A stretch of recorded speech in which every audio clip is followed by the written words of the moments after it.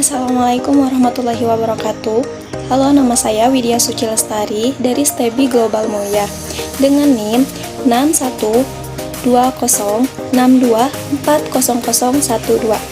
Pada video ini, saya akan membahas mengenai analisis perilaku masyarakat dalam membeli emas di tengah kenaikan harga dengan studi kasus emas, konsumen, dan kebutuhan di masa depan.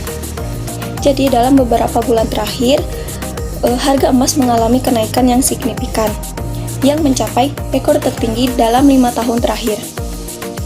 Hal ini dipengaruhi oleh ketidakpastian ekonomi global, melemahnya nilai tukar rupiah terhadap dolar Amerika, serta meningkatnya kekhawatiran masyarakat terhadap inflasi.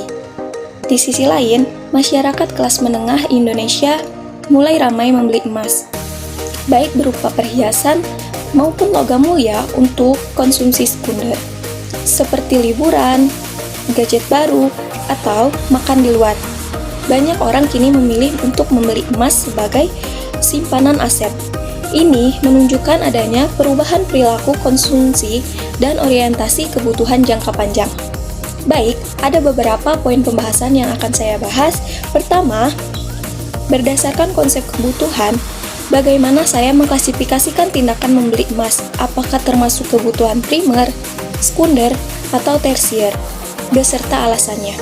Jadi, sebelum saya mengklasifikasikan tindakan membeli emas, kita harus mengetahui terlebih dahulu apa itu kebutuhan primer, sekunder, dan tersier. Kebutuhan primer adalah kebutuhan yang wajib atau mendasar untuk kelangsungan hidup manusia. Kebutuhan sekunder, kebutuhan untuk meningkatkan kualitas hidup dan kenyamanan. Kebutuhan tersier adalah kebutuhan yang bersifat mewah untuk kesenangan dan status sosial. Jadi, seperti yang telah diketahui bahwa kebutuhan primer adalah kebutuhan yang wajib dipenuhi oleh setiap individu, seperti makanan, pakaian, serta tempat tinggal. Jadi, tindakan membeli emas ini tidak termasuk ke dalam konsep kebutuhan primer. Selanjutnya, kebutuhan sekunder. Kebutuhan sekunder ialah kebutuhan untuk meningkatkan kualitas hidup, seperti alat komunikasi dan hiburan.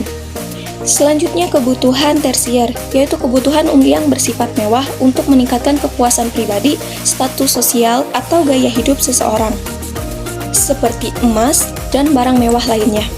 Maka, tindakan membeli emas tergantung pada tujuannya, yang dapat diklasifikasikan sebagai kebutuhan sekunder jika tujuannya hanya untuk meningkatkan kualitas hidup, atau sebagai kebutuhan tersier jika tujuannya untuk memenuhi gaya hidup dan status sosial.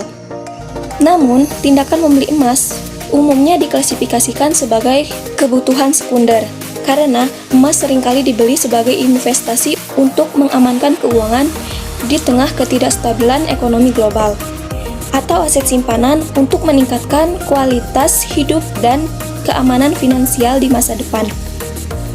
Baik teman-teman, kita masuk pembahasan poin kedua, yaitu jelaskan bagaimana konsep biaya peluang opportunity cost berlaku dalam kehidupan masyarakat dalam membeli emas dibanding konsumsi lainnya.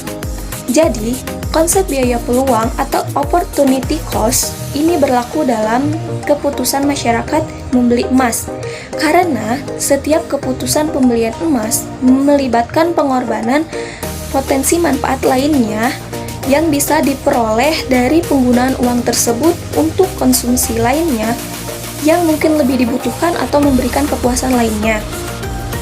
Dengan memahami biaya peluang, masyarakat dapat membuat keputusan yang lebih rasional dan efisien. Mereka akan mempertimbangkan semua opsi dan manfaatnya, baik dari segi kebutuhan konsumsi saat ini, potensi keuntungan jangka panjang, dan perlindungan terhadap inflasi, sebelum memutuskan untuk membeli emas atau konsumsi lainnya. Contohnya, jika seseorang membeli emas dengan nilai 6 juta, biaya peluangnya adalah kesempatan menggunakan uang tersebut untuk berlibur atau membeli barang mewah lainnya. Jadi, dapat disimpulkan, dalam konsep biaya peluang ini, masyarakat menilai bahwa manfaat potensi keuntungan jangka panjang dan perlindungan terhadap inflasi yang ditawarkan dengan membeli emas lebih besar sebagai keamanan finansial di masa depan daripada pengorbanan yang harus mereka lakukan terhadap manfaat jangka pendek untuk konsumsi. Baik, selanjutnya kita masuk ke poin pembahasan ketiga, yaitu dalam konteks perilaku konsumen, faktor apa saja yang mempengaruhi keputusan seseorang memilih investasi emas saat ini. Jadi, keputusan seseorang memilih investasi emas dipengaruhi oleh beberapa faktor perilaku konsumen yang dikelompokkan menjadi faktor internal dan faktor eksternal.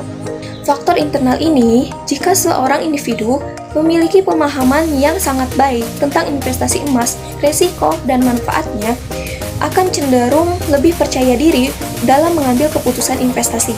Sedangkan faktor eksternal ini muncul karena ketidakpastian ekonomi global, inflasi yang tinggi, dan nilai tukar mata uang yang melemah, yang dapat mendorong investasi pada emas ini untuk melindungi nilai kekayaan mereka. Harga emas di pasaran dan pengaruh status sosial juga dapat mendorong keputusan investasi emas saat ini. Jadi, dapat disimpulkan keputusan seseorang untuk berinvestasi emas saat ini dipengaruhi oleh berbagai faktor, baik yang bersifat personal maupun berasal dari lingkungan sosial dan ekonomi. Berikutnya masuk pembahasan poin keempat. Apa dampak perubahan pada konsumsi ini terhadap kegiatan produksi dan distribusi barang-barang konsumsi lainnya, misalnya barang elektronik dan hiburan. Jadi, perubahan pola konsumsi menuju investasi emas ini memiliki dampak positif dan dampak negatif terhadap produksi dan distribusi barang-barang konsumsi lainnya.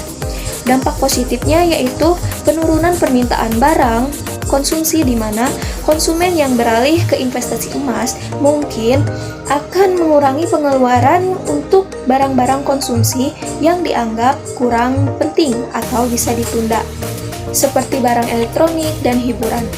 Ini terjadi karena masyarakat cenderung mengalihkan anggaran mereka dari konsumsi ke investasi emas. Namun, tindakan ini juga menimbulkan dampak negatif terhadap pendapatan industri, yang mana sektor-sektor industri akan mengalami penurunan permintaan distribusi. Dikarenakan, ketika masyarakat lebih tertarik pada investasi emas, mereka cenderung mengurangi pengeluaran untuk barang-barang non-esensial, termasuk barang elektronik dan hiburan.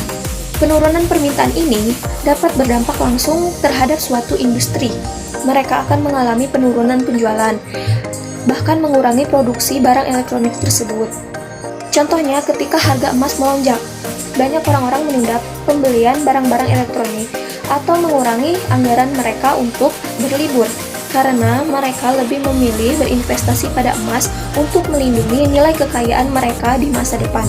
Dapat disimpulkan, perubahan pada pola konsumsi menuju investasi emas menciptakan dinamika baru dalam kegiatan produksi dan distribusi barang-barang konsumsi, serta dampak positif dan negatifnya saling terkait dan tergantung pada kondisi ekonomi dan pasar. Dan pembahasan yang terakhir yaitu, apakah perubahan perilaku ini bersifat jangka pendek atau jangka panjang? Hubungkan dengan konsep preferensi dan elastisitas permintaan. Perubahan perilaku konsumsi investasi emas bisa bersifat jangka pendek atau jangka panjang, tergantung pada preferensi dan elastisitas permintaan. Dalam jangka pendek, perubahan perilaku konsumsi sering dipengaruhi oleh spekulasi tentang kenaikan atau penurunan harga. Preferensi dalam jangka pendek fokus pada keuntungan cepat daripada perlindungan nilai aset untuk mencapai peluang investasi dengan potensi keuntungan tinggi, meskipun dengan risiko yang lebih besar. Elastisitas permintaan dalam jangka pendek relatif tinggi ini karena lebih fleksibel dalam menyesuaikan investasi sesuai dengan kondisi pasar. Sedangkan dalam jangka panjang, perubahan perilaku konsumsi, emas telah dianggap sebagai aset yang aman dan stabil, yang dapat melindungi nilai aset dari inflasi dan ketidakpastian ekonomi. Preferensi dalam jangka panjang lebih fokus pada perlindungan nilai aset dan keamanan daripada keuntungan cepat. Mereka melihat emas sebagai cara melindungi kekayaan dari inflasi dan krisis ekonomi. Elastisitas permintaan emas dalam jangka panjang relatif lebih rendah. Ini karena investor emas memiliki tujuan investasi jangka panjang dan mereka tidak akan mudah menjual emas mereka karena fluktuasi harga jangka pendek. Kesimpulannya, perubahan perilaku konsumsi dalam investasi emas bisa bersifat sementara atau permanen, tergantung pada elastisitas permintaan dan preferensi konsumen. Dalam jangka pendek lebih dipengaruhi oleh faktor-faktor fluktuatif seperti preferensi dan elastisitas permintaan yang relatif tinggi. Namun, dalam jangka panjang, preferensi dan elastisitas permintaan yang lebih stabil dapat mempertahankan investasi emas sebagai aset yang aman dan bernilai. Baik teman-teman, ini pembahasan studi kasus mengenai emas, konsumen, dan kebutuhan masa depan. Semoga apa yang saya sampaikan dapat dipahami dan dimengerti. Terima kasih. Wassalamualaikum warahmatullahi wabarakatuh.